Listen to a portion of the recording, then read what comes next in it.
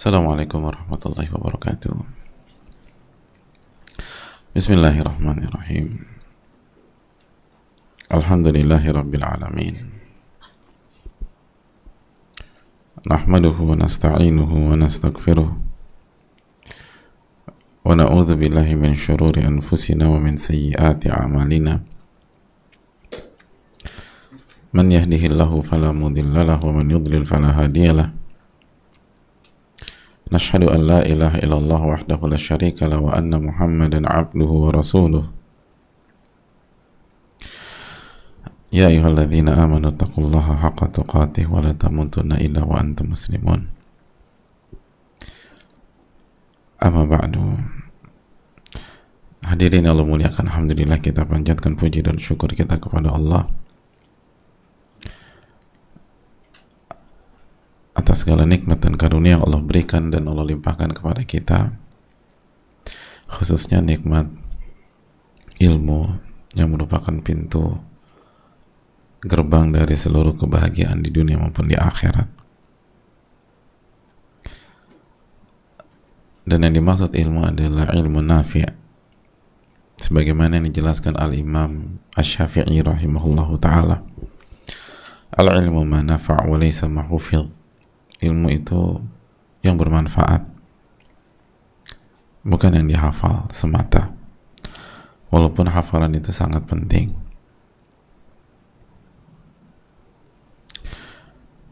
Maka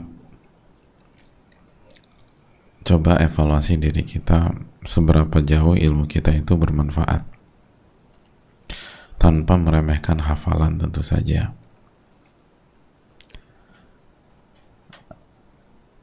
Karena itu intinya.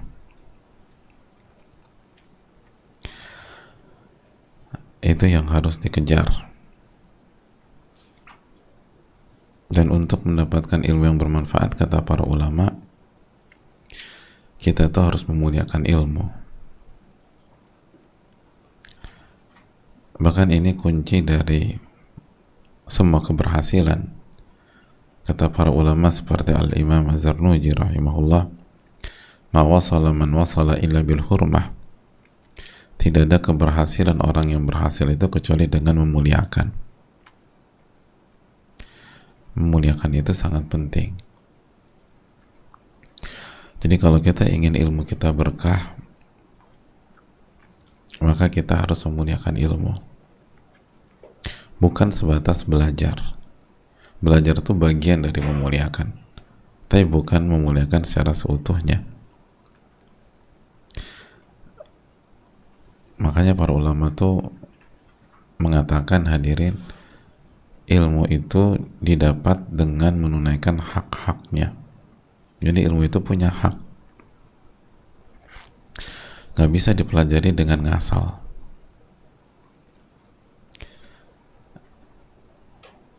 Sebagian ulama mengatakan yu'khadul ilmu bihuquqihi. Ilmu itu didapatkan dengan memenuhi hak-haknya.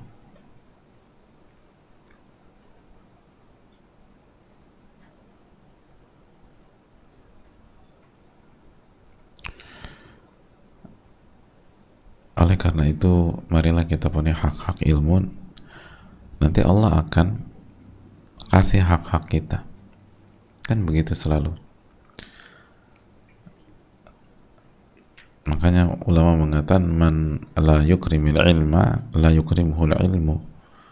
Barang siapa yang tidak memuliakan ilmu, Allah gak akan muliakan dia dengan ilmunya.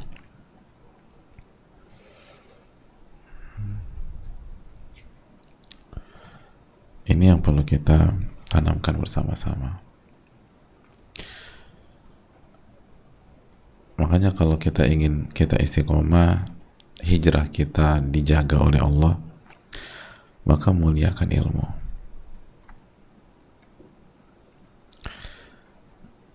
Dan diantara memuliakan ilmu itu istiqomah dalam belajar, konsisten,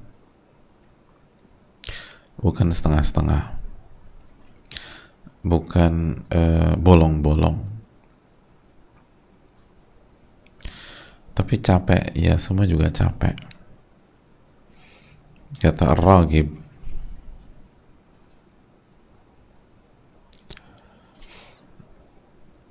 sebagaimana dibawakan Al-Imam Al-Munawi dalam Faidul Qadir, man ta'awwada al-kasala wa mala ila raha faqada raha. Barang siapa yang terbiasa malas dan pengennya nyantai, maka dia justru yang akan kehilangan kenyamanan dan santai itu sendiri. Jadi yang terbiasa malas dan sukanya nyantai aja, nggak mau disiplin, nggak mau habis-habisan, nggak mau totalitas gitu loh, maunya setengah-setengah, itu dia akan kehilangan semuanya. Faqada raha, dia akan kehilangan kenyamanan, istirahat yang sejati,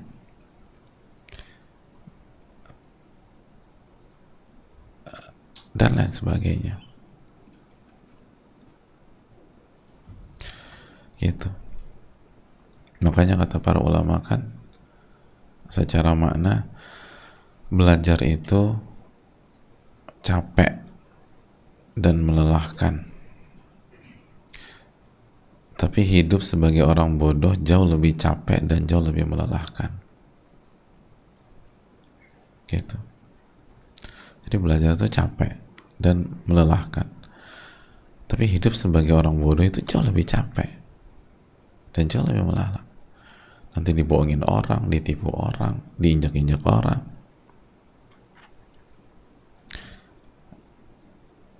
nggak kepake juga karena kita nggak punya sesuatu, nggak punya ilmu, nggak punya value, dan lain sebagainya. Makanya disinilah pentingnya, karena kan banyak kita kan pasti syaitan kan kasih godaan tuh, sehingga kita punya 1001 alasan. Kalau kajiannya pagi, alasannya ngantuk, terus rush hour, terus segala macam urusan gini. Nanti kalau waktu kajiannya duha, nanti ada lagi alasannya tuh, kerja, terus ngurus anak. Nanti kalau ada kajian di siang misalnya, nanti alasannya beda lagi, istirahat, makan siang. Sore nanti alasannya ada lagi, pulang kantor, harus ngejar waktu biar nggak macet, rush hour lagi. Nanti kalau malam alasannya ada lagi, gitu loh. Alasannya waktu keluarga, capek, istirahat. Jadi semua tuh pasti ada alasan. Bukan berarti alasan-alasan itu salah ya, bukan. Tapi selalu ada alasan untuk malas, gitu aja. Dan kita harus jujur apa yang kita prioritaskan. Itu juga nggak setiap saat belajar kan, nggak setiap saat kajian. Dan ini kebutuhan. Al-ilmu qabla al-qawli wal amal. Ilmu dulu sebelum berbicara dan beramal.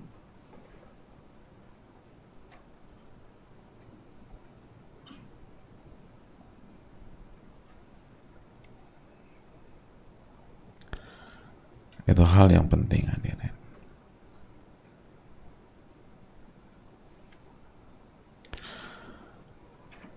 Jadi minta pertolongan sama Allah, lalu jalan, bismillah.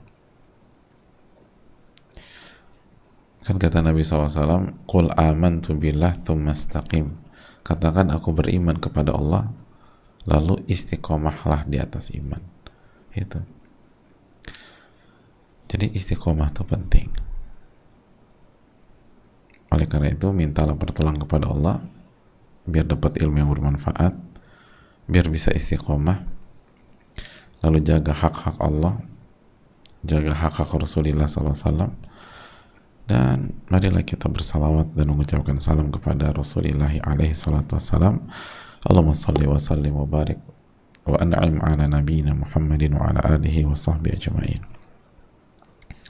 Kita kembali bersama Al-Imam An-Nawawi rahimahullahu ta'ala.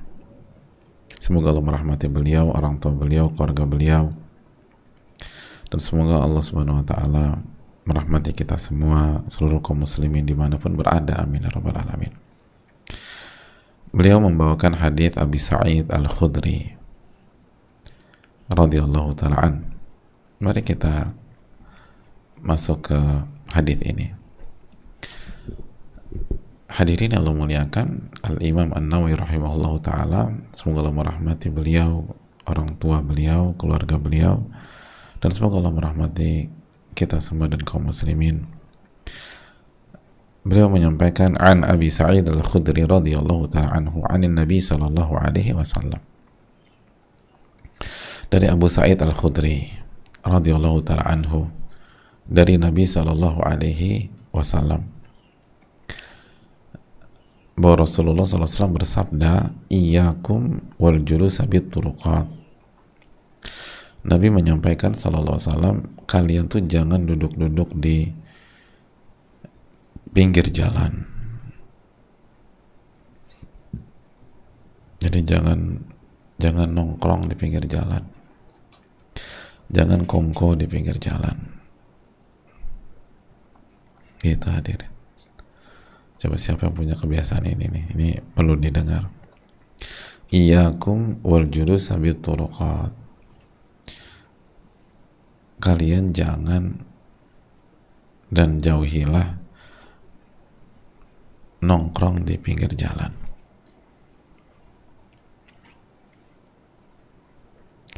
Itu hadirin. Faqalu ya Rasulullah,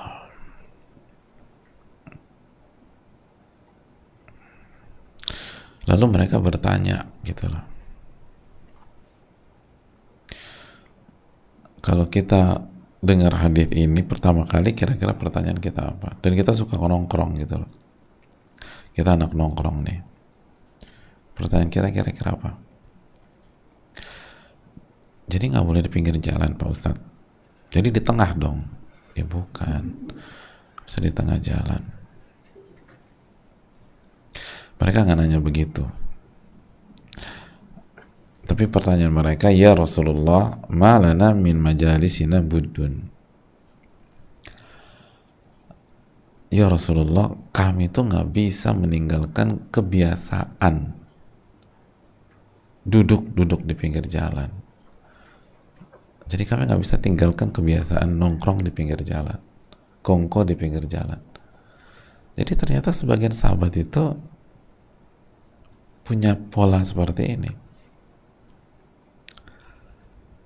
dan merasa, aduh nggak bisa nih, kita tuh emang hidup kita tuh sehari-hari tuh ada waktu begini gitu loh, ada waktu begini ya, bukan setiap hari, setiap saat begitu. Natahaddatsu fiha, di saat itulah kami ngobrol, kami berbincang, kami tukar pikiran, mungkin kami brainstorming kalau bahasa sekarang. Jadi nggak bisa kita ninggalin itu, karena itu waktunya kami bicara, kami ngobrol, kami brainstorming dan seterusnya. Lihat apa respon Rasulullah SAW. Faqala Rasulullah SAW, maka Rasulullah SAW bersabda, fa idza abaitum illa al-majlisa fa'atu at-tariqa haqqahu. Jika kalian enggan kecuali tetap duduk-duduk di sana, dan jika kalian nggak bisa tinggalkan kebiasaan itu, bukan nggak bisa, tapi berat banget tinggalin kebiasaan itu, ternyata ada solusi. Fa'atu tariqa haqqahu, maka berikanlah hak jalan tersebut, tunaikan hak jalan itu. Jadi kalau memang harus duduk, harus nongkrong, harus kongko, maka kalian harus tunaikan hak-hak jalan gitu loh. Kalian harus tunaikan hak-hak jalan. Qalu wa ma haqqut tariqi ya Rasulullah, wa ma haqqut tariqi ya Rasulullah. apa sih hak jalan itu ya Rasulullah? Jadi mereka nggak ngerti ini apa sih hak jalan. Ternyata jalan tuh punya hak loh, khususnya buat anak nongkrong gitu loh.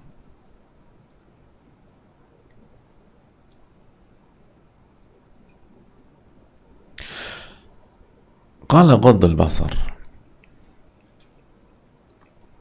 Yang pertama kata Nabi SAW, tundukkan pandangan. Tundukkan pandangan. Yang kedua, kaful adha.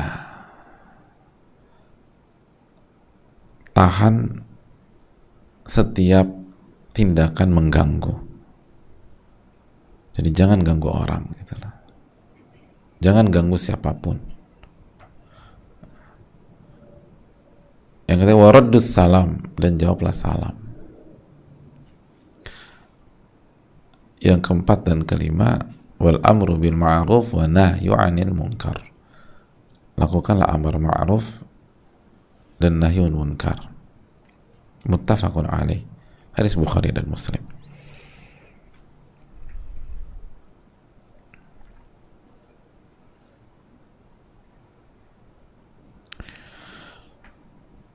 Inilah hak-hak jalan, jemaah.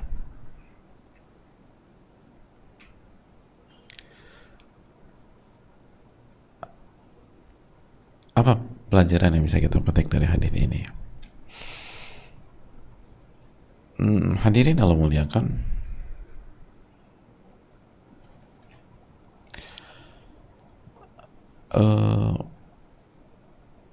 pelajaran yang pertama,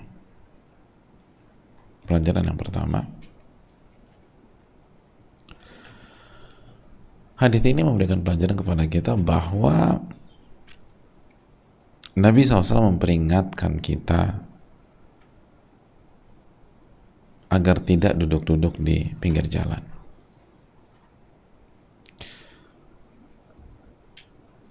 Jadi secara umum itu dihindari. Nongkrong atau kongko pinggir jalan itu hindari.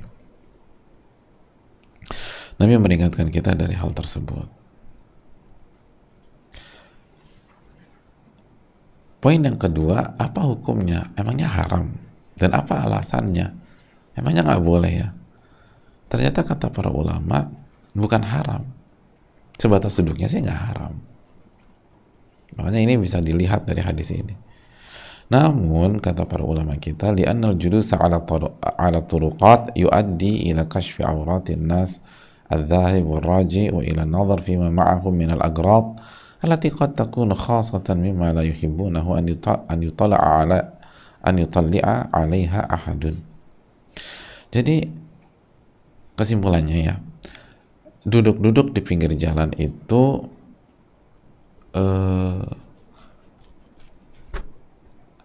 awal dari banyak hal-hal yang nggak baik gitu loh, atau mengarahkan banyak orang, nggak semua, banyak orang ke hal-hal yang kurang baik. Jadi itunya sendiri sih nggak haram, tapi kalau orang itu suka nongkrong duduk itu rentan mengarahkan dia ke hal-hal yang tidak baik. Mulai dari apa? Mulai dari buang-buang waktu gitu loh. Jarang orang duduk-duduk tuh bisa komit dengan waktu. Yang ada kebablasan. Illa man rahimah rabbuh, kecuali yang dirahmati oleh Allah. Bukan nggak ada ya, tapi jarang. Nah itu kan waktu mahal. Belum lagi melihat atau rentan melihat hal-hal yang tidak dihalalkan gitu loh. Bisa zina mata, yang awalnya nggak ada arah ke sana jadi arah ke sana gara-gara ngeliat. Jadi mata nih bahaya, karena objeknya banyak kalau kita di pinggir jalan, dan kita nggak bisa selektif gitu loh. Semua ada di situ secara umum, jadi rentan. Belum lagi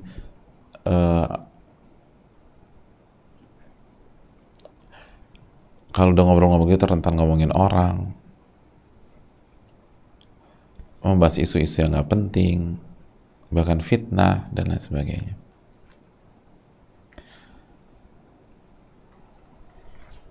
belum lagi ada kemungkaran, ada aja kemungkaran di jalan.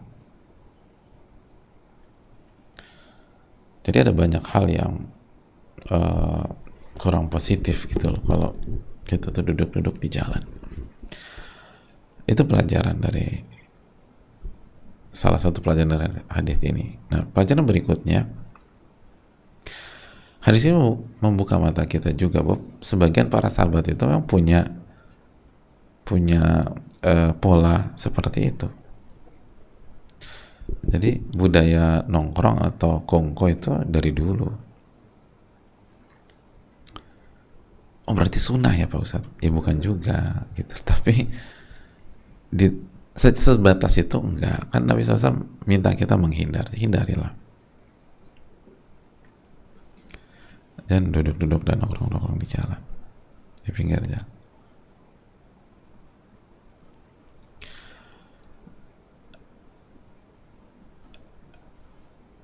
Itu hal yang penting. Nah, hadirin Allah muliakan, pelajaran yang berikutnya setelah kita tahu bahwa sebagian para sahabat itu memang punya pola seperti itu. Dari sini kita juga bisa menarik pelajaran bahwa para sahabat itu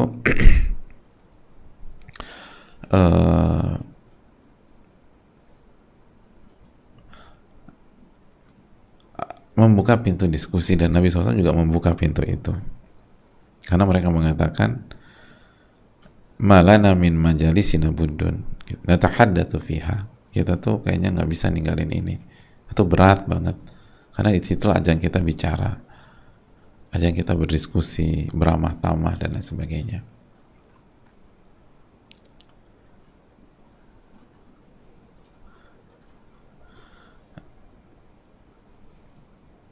Jadi pintu lobi itu ada, hadirin.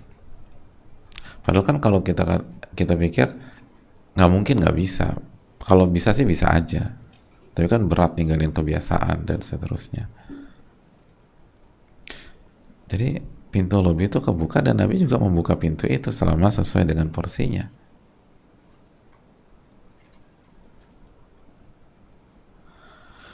Dan di sini juga kita mengetahui bahwa para sahabat itu ketika nongkrong nggak maksiat, enggak. Natahaddatsu fiha, kita hanya bicara aja. Kita hanya bicara. Maka dari sini kita juga bisa memahami bahwa para sahabat itu, kan kita tahu para sahabat itu orang-orang yang paling soleh kan hadirin. Dari orang soleh dari umat Nabi SAW. Itu mereka tuh juga berinteraksi dan bersosialisasi dan ngobrol satu dengan mereka. Jadi nggak kerjanya 24/7 baca buku aja tuh, nggak juga. Atau 74 di masjid aja, enggak. Mereka berinteraksi, bersosialisasi, dan mereka ngobrol. Natahaddatsu fiha. Dan ngobrol mereka nggak maksiat, nggak gibahin orang, nggak ini. Natahaddat. Itulah yang dijelaskan oleh para ulama, al-insanu tabi'ul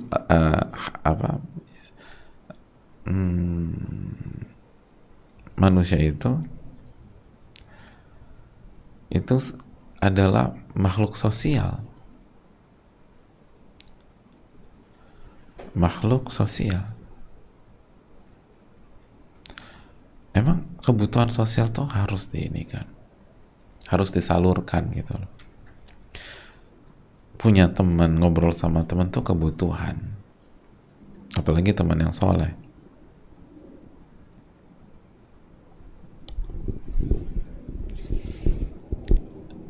Dan mereka lakukan itu, dan kebetulan kan nggak semua orang punya, tapi bisa di rumah, tapi kan nggak semua orang punya rumahnya besar, hadirin.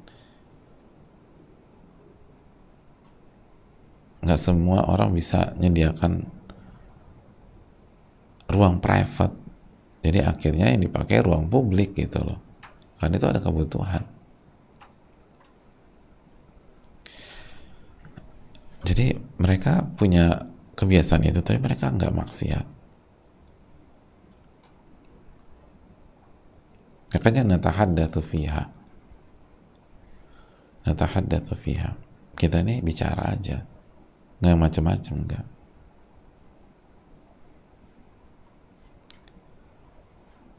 Hanya bicara.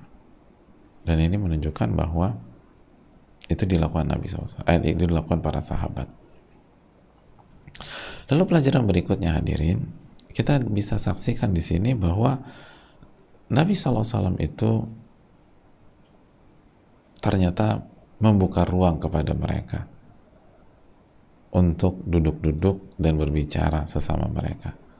Artinya Nabi nggak saklek gitu loh, di hal-hal yang masih punya ruang untuk memberikan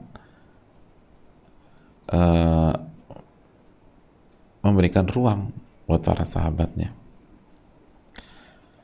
Makanya kata para ulama, hadis ini menunjukkan Nabi itu Shallallahu Alaihi Wasallam lam yushaddid alaihim. Nabi SAW nggak saklek sama para sahabatnya. Ada hal-hal yang saklek kalau berkaitan dengan yang wajib-wajib gitu ya, yang haram-haram jelas. Tapi nggak semua hal begitu. Walam yamna'hum min hadhil majalis allati yatahaddatsu ba'duhum fiha ila ba'd. Dan Nabi SAW pada akhirnya nggak melarang mereka secara mutlak dari kegiatan duduk-duduk seperti itu, di mana mereka bicara satu dengan yang lain. Wa ya'laf ba'duhum ba'dha, dan mereka saling berinteraksi. Wa ya'nas ba'duhum bi ba'd, saling membangun hubungan persahabatan satu dengan yang lain.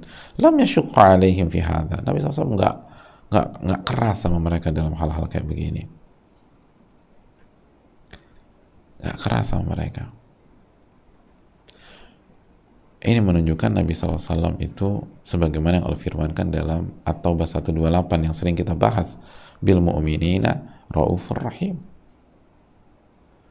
Rasulullah SAW itu, kata Allah Subhanahu wa Ta'ala dalam surat At-Taubah 128, itu sangat berbelas kasih lagi penyayang terhadap orang-orang beriman.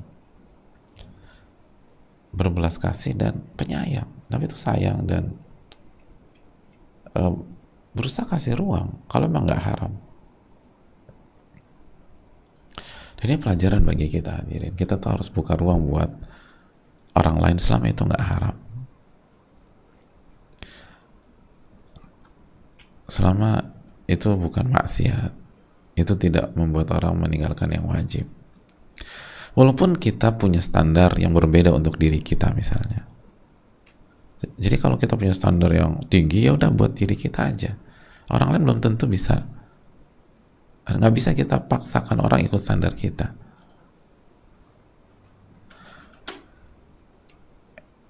Dalam ketaatan, dalam ini gitu loh. Artinya selama mereka tidak maksiat, selama mereka mengerjakan yang wajib, selama itu hal yang dibolehkan oleh Allah Subhanahu wa Ta'ala, dan selama itu proporsional, kasih kesempatan, kasih ruang.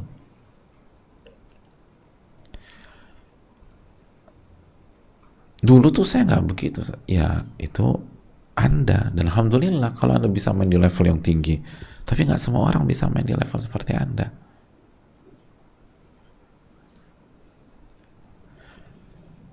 Apalagi kalau memang itu tuh kebutuhan manusia. Dan itu positif juga.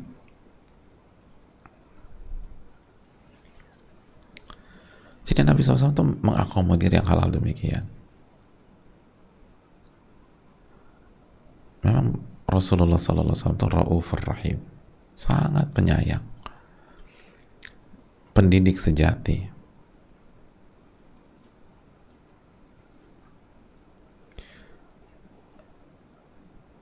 Tahu kapan harus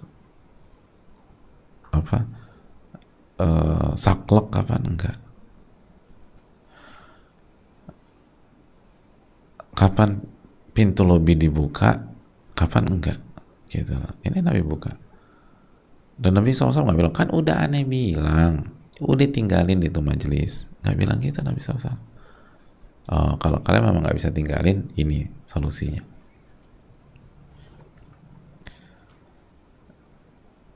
Itu poin.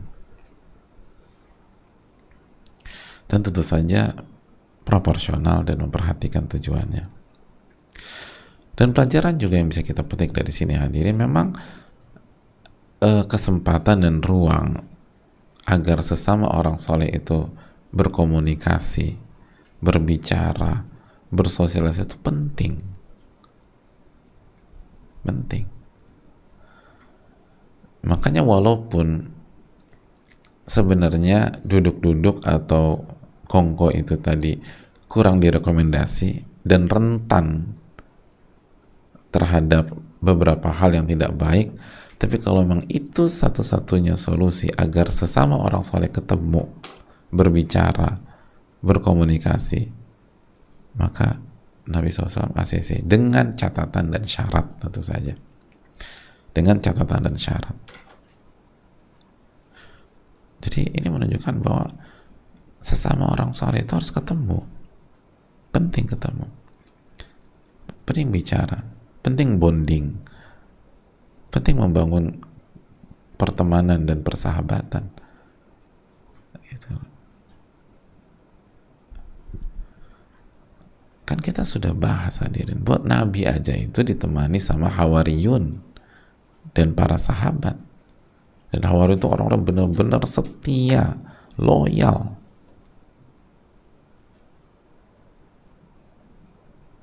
Itu para nabi secara umum alaihi wassalatu wassalam, ya apalagi kita.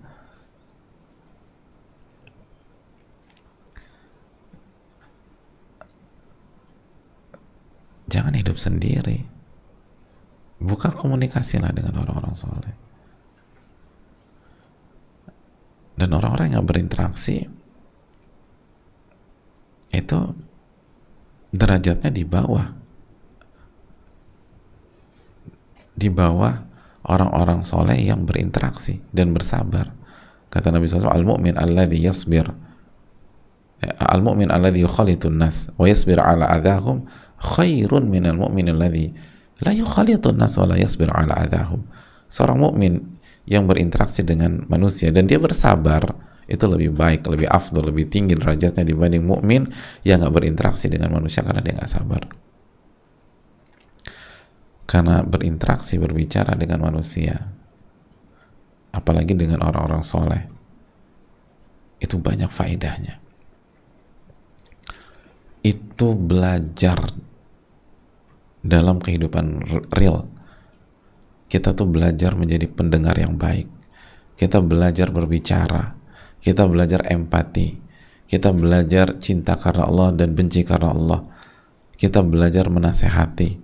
Kita belajar menginginkan yang terbaik untuk saudara kita. Kita belajar untuk mengubur sifat hasad. Kita belajar ilmu sama mereka. Kita belajar pengalaman mereka.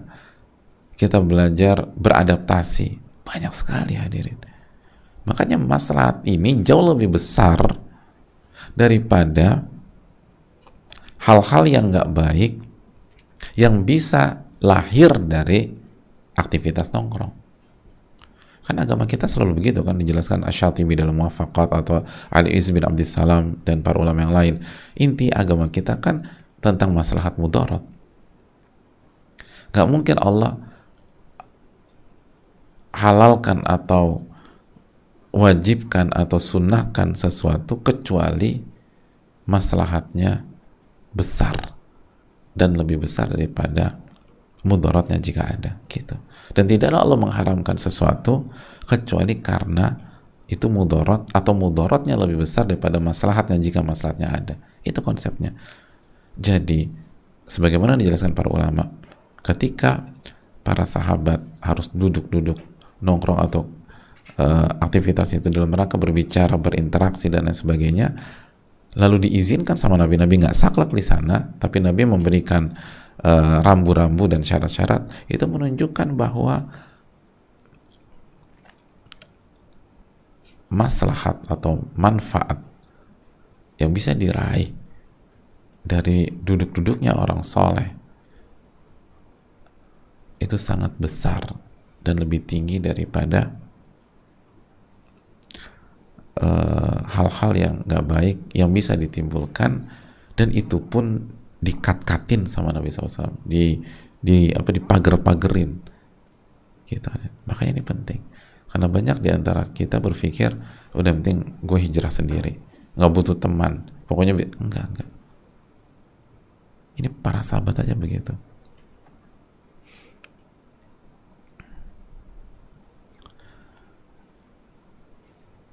Duduk-duduk jalan tuh nggak bermanfaat, ngabisin waktu saja. Betul, kalau ketemunya bukan sama orang soleh, itu setuju.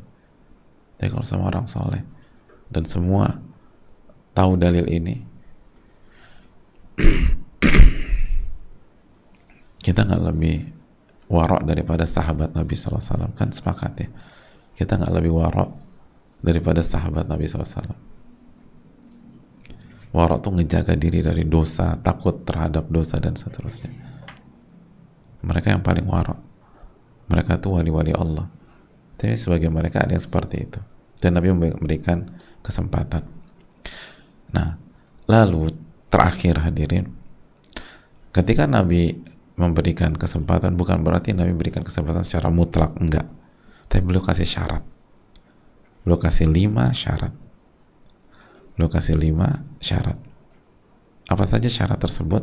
Dan ini harus ditunaikan oleh orang yang mau duduk-duduk, mau nongkrong, mau kongko. Yang pertama, ghodul basar, menundukkan pandangan. Gitu loh, menundukkan pandangan. Ini penting. Dan banyak orang yang yang hobi nongkrong atau kongko terjatuh dalam ini. Illa man rahimah rabbu, kecuali yang dirahmati oleh Allah. Maka kalau masih tetap ingin duduk-duduk, tundukkan pandangan. Jangan melihat yang haram. Ya salah sendiri Pak Ustadz, kenapa dia pakai baju kayak begitu? Loh, Anda duduk di tempat umum, masalahnya. Dia salah, kita juga. Itu dia salah di sisi kita, yaitu resiko Anda pilih duduk di sana. Tundukkan pandangan, nggak ada alasan. Tundukkan pandangan. Tundukkan pandangan dari wanita. Kalau nggak sengaja lihat gimana? Ya nggak apa-apa. Tapi nggak sengajanya jangan 2 menit 30 detik gitu loh. Itu sampai temannya kasih stopwatch, ini 2 menit 30 detik Anda nggak ngedip loh mas. Oh, nggak sengaja. Nggak sengaja kok, nggak berubah-berubah bola matanya. Jadi sekali lagi,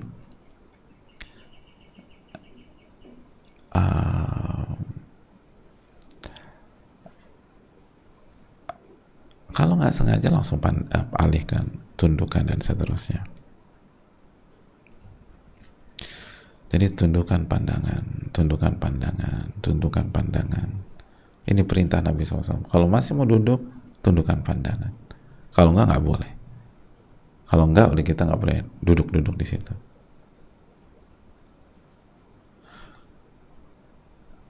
Ustadz, kalau misalnya pas nunduk pemandangannya lebih menakutkan, ya udah pindah dari sana udah. Gitu lah. Jadi kalau pemandangannya lebih horor, lebih mengkhawatirkan, ya udah berarti nggak bisa, harus pindah. Jangan duduk-duduk di situ.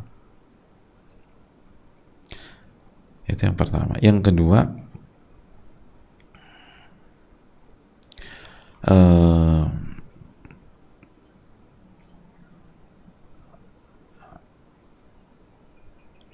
mencegah atau jangan mengganggu orang.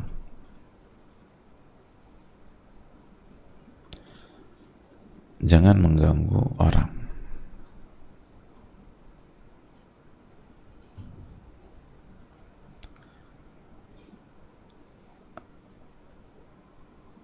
Jangan mengganggu orang. Jadi jangan ganggu.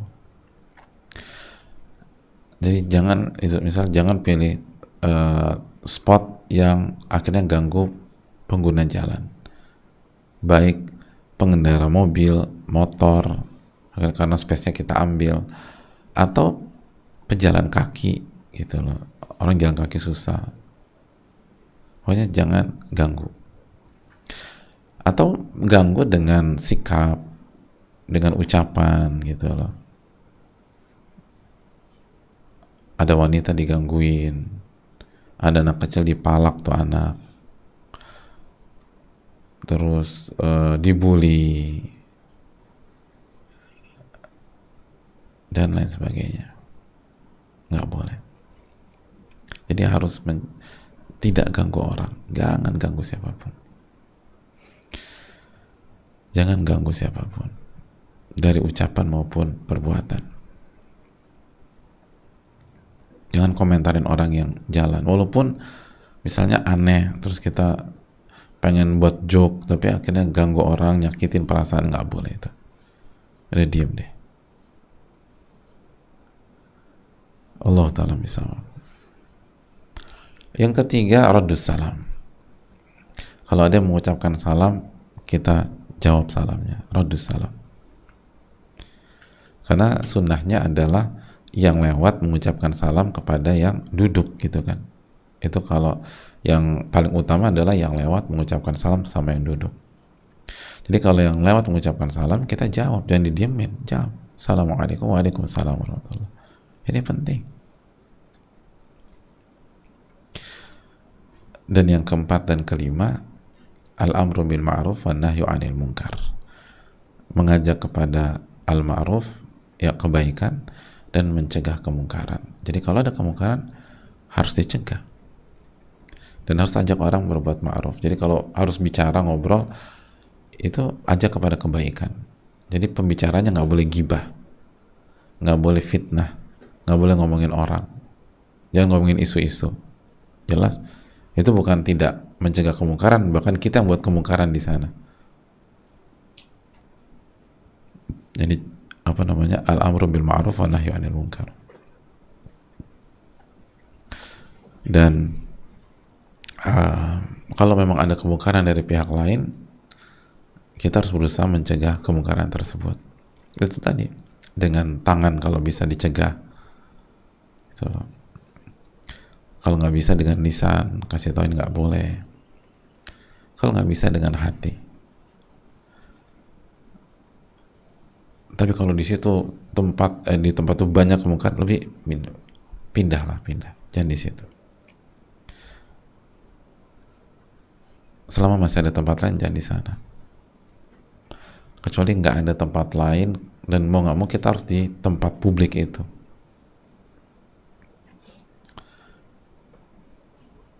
Ya udah, bisa ingkari dengan hati. Tapi kalau masih ada tempat lain, tapi kita tetap lebih memilih di sana, padahal di sana ada kemungkaran, terus kita diem aja, janganlah.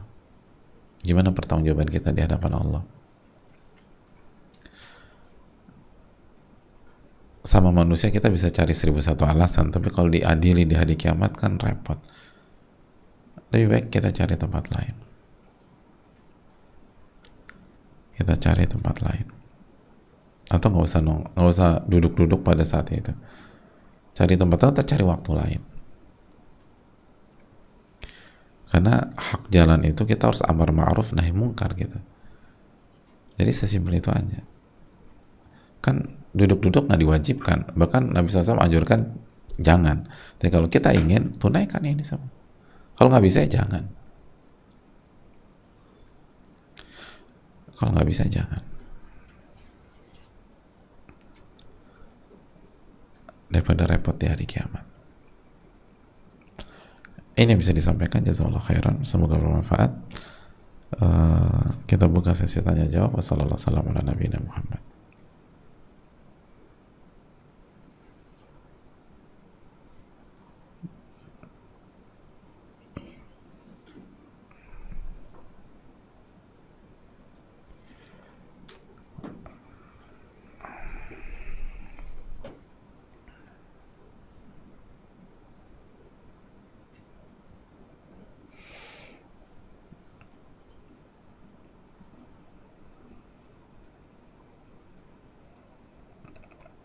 Assalamualaikum warahmatullahi wabarakatuh. Waalaikumsalam warahmatullahi wabarakatuh.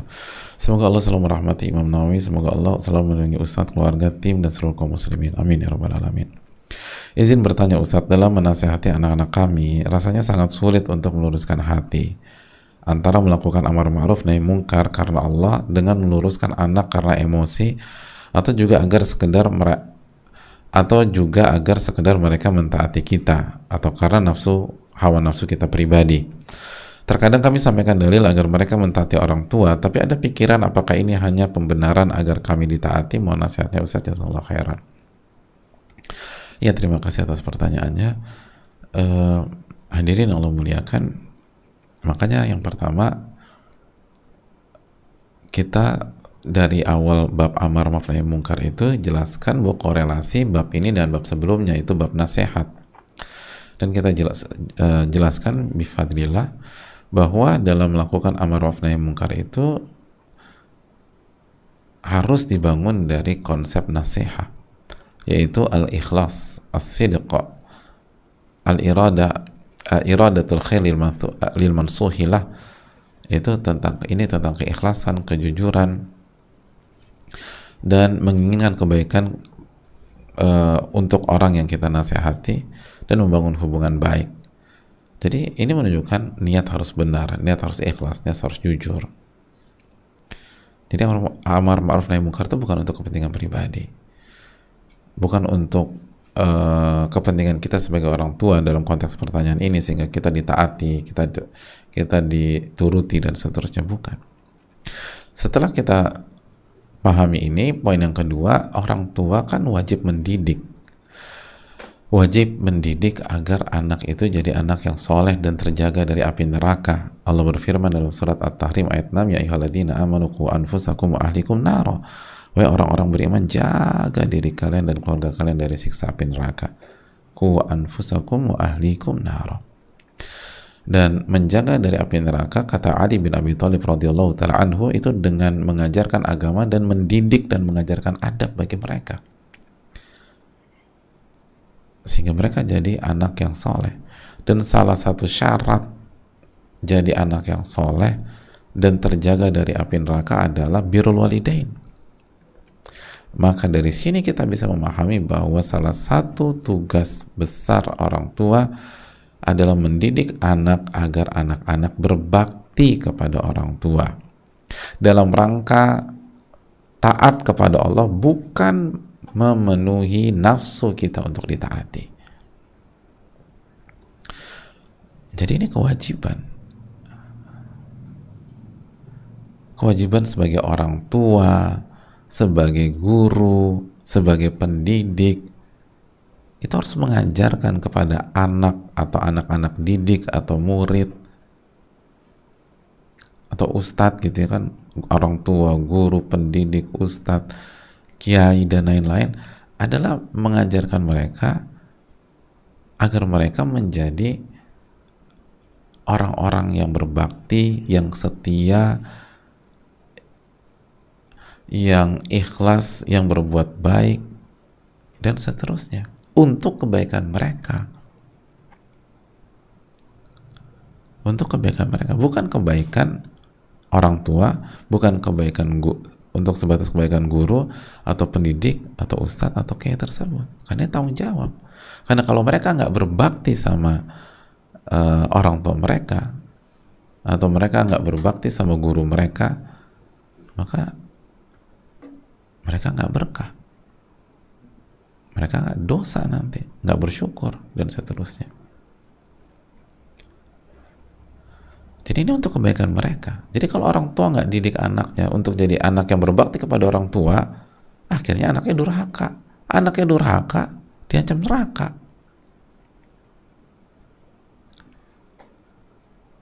Gitu hadirin. Jadi penting untuk mendidik anak.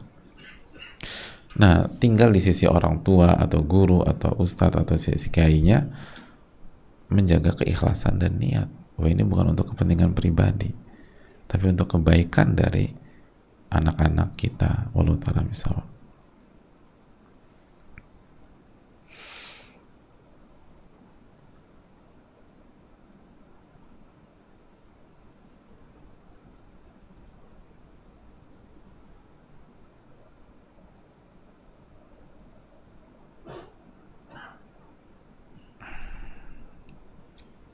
Assalamualaikum warahmatullahi wabarakatuh. Waalaikumsalam warahmatullahi wabarakatuh. Semoga Allah merahmati Imam Nawawi dan para ulama yang senantiasa memberikan ilmu yang bermanfaat. Amin ya rabbal alamin. Jazakallahu khairan Ustaz atas ilmu yang telah disampaikan. Semoga Allah memberkahi Ustaz, keluarga dan seluruh kaum muslimin. Amin ya rabbal alamin. Ustaz, suami saya termasuk senior di salah satu organisasi di tempat kuliahnya dahulu. Kemudian terkadang beliau tidak memberitahu ingin pulang larut malam karena diminta untuk memberikan nasihat kepada kawan-kawannya.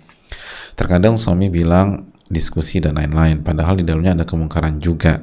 Seringkali Ana menasihati beliau untuk menjauhi hal tersebut karena beliau sering pulang larut malam ketika diskusi dan lain-lain. Juga pulang dalam keadaan aroma yang tidak disukai. Bagaimana sikap yang tepat bagi Ana dan suami Ustaz Jazakallahu khairan?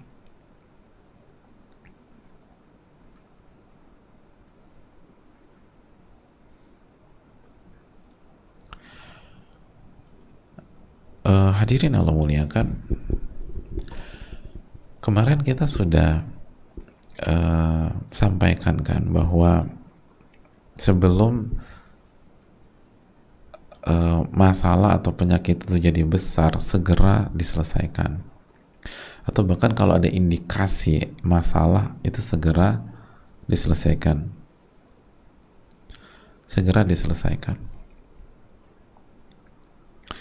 itu itu hal yang sangat penting.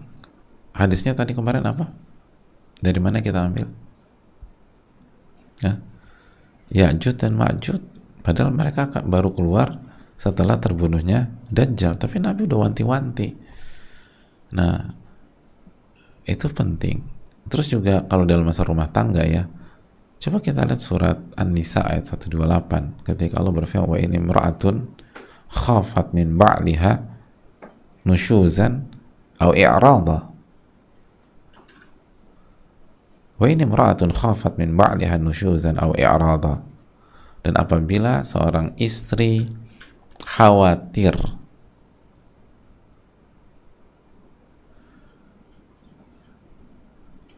terhadap sikap suaminya, jadi ada khawatir terhadap nusyuz dan berpalingnya suami. Lihat, khawatir, kata para ulama secara umum, khawatir itu sudah terjadi atau belum terjadi? Belum terjadi. Jadi sebagai istri tuh kita harus cerdas dan minta pertolongan sama Allah. Jadi kalau istri mengkhawatirkan sesuatu, ada hal-hal yang bisa buruk di masa yang akan datang, itu harus segera bersikap. Artinya harus ada action. Karena Allah menggunakan wa ini muratun khafat min ba'liha nusyuzan aw i'rada. Apabila istri khawatir suaminya itu berpaling, suaminya itu nanti zolim, suaminya itu tidak memberikan atau tidak tampil sebagaimana mestinya, tidak perform sebagaimana seharusnya. Kalau ada khawatiran tersebut, ayat ini mengajarkan para istri untuk melakukan tindakan.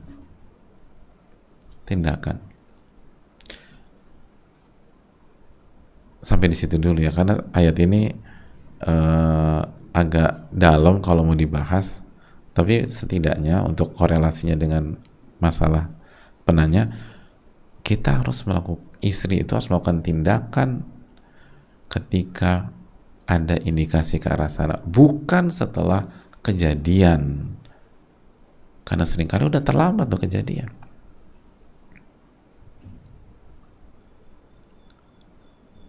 Gitu loh. Itu poin. Lalu gimana caranya? Allah yang paling ngerti caranya kan Allah ya hadirin. Maka lakukan menggunakan cara Allah aja. Karena ya gimana ya, kalau udah sering pulang malam, apalagi udah ada aroma-aroma yang ke arah sana, itu jangan usahakan pola ini diganti gitu loh. Karena bahaya udah. Kita tahu lah kehidupan malam bagaimana. Atau kalau misalnya suami kita teguh gitu ya. Tapi kalau misalnya mungkin dia nggak kecolongan dari sisi wanita misalnya, tapi kalau akhirnya terbawa untuk minum dan seterusnya, akhirnya semuanya kena juga, udah berantakan semua. Ini sangat mengkhawatirkan kalau udah punya kebiasaan pulang malam, kecuali kalau pulang malam urusannya di musola, di masjid gitu loh. Atau misalnya ada suami kita ngurus dakwah, atau pekerjaan yang pure sosial, harus ngebantu A, ngebantu B. Tapi kalau ya kalau udah ada arah tempatnya publik dan seterusnya, ini perlu kita perhatikan. Nah, tapi aku udah kasih nasihat, tapi belum dengar. Nasihat penting, jazakallah khairan, tapi nggak cukup hanya dengan nasihat. Kita harus bermain cantik sebagai istri.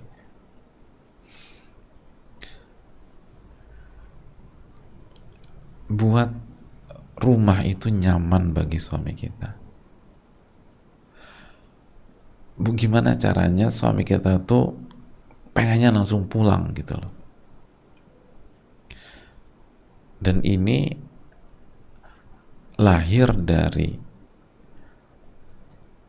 ketulusan kita sebagai istri, keikhlasan, hubungan kita dengan Allah, karena yang membolak-balikan hati kita itu Allah, ya nggak sih? Seringkali, nah ini ada para suami, seringkali antum cepat pulang itu nggak punya alasan yang kuat juga gitu. Diajak teman-teman ngumpul, bro kita ngumpul dulu dong, nggak mau pulang, ngapain sih? Nggak tahu, pengen pulang aja gitu. Allah yang gerakin tuh, nggak ada alasan yang jelas. Atau juga banyak suami kalau agak telat pulang malam, istrinya juga fine-fine aja karena emang nggak ada nggak ada sesuatu, nggak ada yang haram juga, tapi nggak tahu dia pengen pulang aja. Pasti cek rumahnya juga nggak spesial, nggak mewah, rumah kecil. Justru yang banyak punya rumah mewah nggak mau pulang-pulang, tapi ini pokoknya pengen pulang. Beda suasana rumah gitu. Nah, hubungan kita dengan Allah tuh diperbaiki. Istri itu perbaiki hubungan dengan Allah. Ini penting. Perbaiki tauhid kita. Emangnya ada pengaruh? Kalau kita pakai logika ahli dunia, emang susah untuk dicari korelasinya. Tapi kalau kita pakai sabda Nabi SAW, inna quluba bani adam baina isbi'ain min asabi rahman yuqallibu kaifa sya'. Hati-hati manusia itu di antara dua jemari Allah. Allah bolak-balikan sesuai dengan apa yang Allah kehendaki. Hati suami kita itu di antara dua jemari Allah. Kalau Allah ingin balikan, yang awalnya pengen kongko dulu terus pulang, apa susahnya? Jadi perbaiki hubungan dengan Allah. Kalau Allah ingin membuat hati suami kita sayang sama kita, apa susahnya? Perbaiki hubungan dengan Allah. Terus yang kedua, perbaiki sikap kita kepada suami. Sikap kita kepada suami.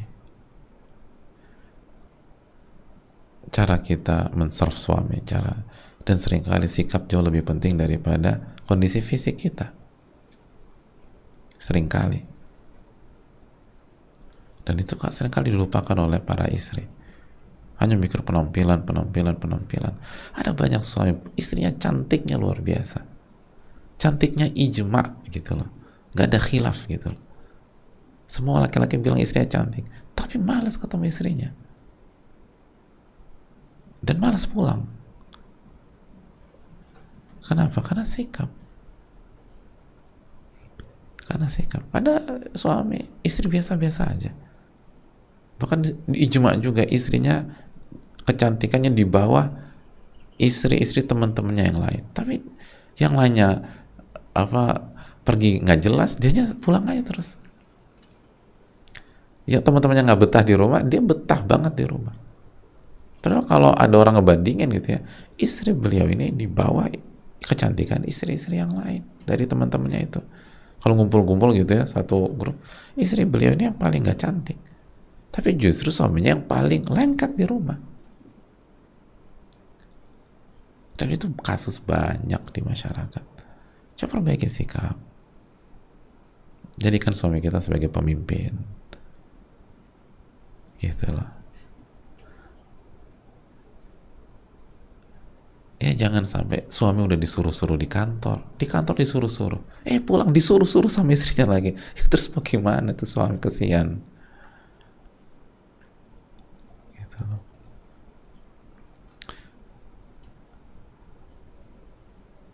Jadi jadikan beliau benar-benar merasa sebagai laki-laki di rumah. Itu PR. Misalnya suami kita pengen suka sharing gitu ya, udah kita jangan-jangan kita nggak pernah nanya sama suami kita, atau nggak pernah tertarik dengan apa yang dibicarakan, nggak pernah tertarik dengan dunianya. Gimana caranya? Ya udah, jangan sharing sama teman, sharing sama saya deh gitu. Atau kita nggak pernah kasih kesempatan suami kita bicara, kita terus yang bicara panjang kali lebar. Udah kita bicara yang semuanya nggak dimengerti suami, bicara bahan lah, bicara ada gamis lah, bicara ada ini baru lah, gitu loh.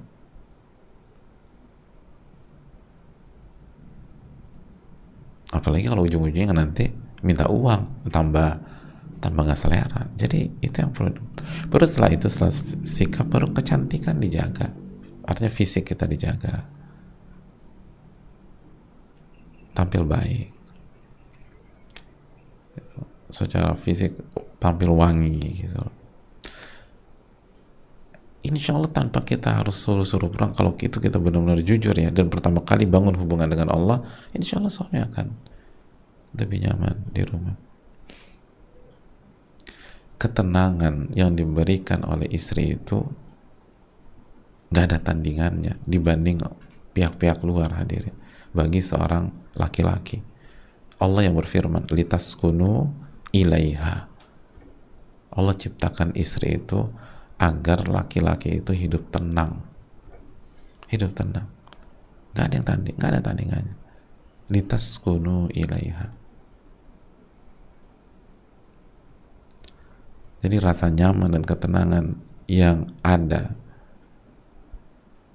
dan yang diberikan oleh istri yang benar, yang soleha, itu gak bisa digantikan. Ad-dunya mata' wa khairu mata'id dunya maratun salihah. Dunia itu perhiasan, dan sebaik-baik perhiasan adalah wanita yang soleha. Gak ada yang bisa gantikan. Jadi nggak usah khawatir kalah persaingan, gak ada yang gantikan. Asal kita main cantik gitu aja, asal kita main soleh, gak ada yang gantikan kita. Mau apa teman-temannya seru-seru, lucu-lucu, humoris, gak ada yang bisa gantikan peran istri di rumah. Gak ada yang bisa gantikan. Tapi kalau istri udah gak perform, itulah mimpi buruk dimulai. Wallahu ta'ala bishawab. Ini bisa disampaikan. Jazakallahu khairan. Wassalamualaikum warahmatullahi wabarakatuh. Semoga bermanfaat. Subhanakallahumma wa bihamdika, la ilaha illa anta, astaghfiruka wa atubu ilaik. Assalamualaikum warahmatullahi wabarakatuh.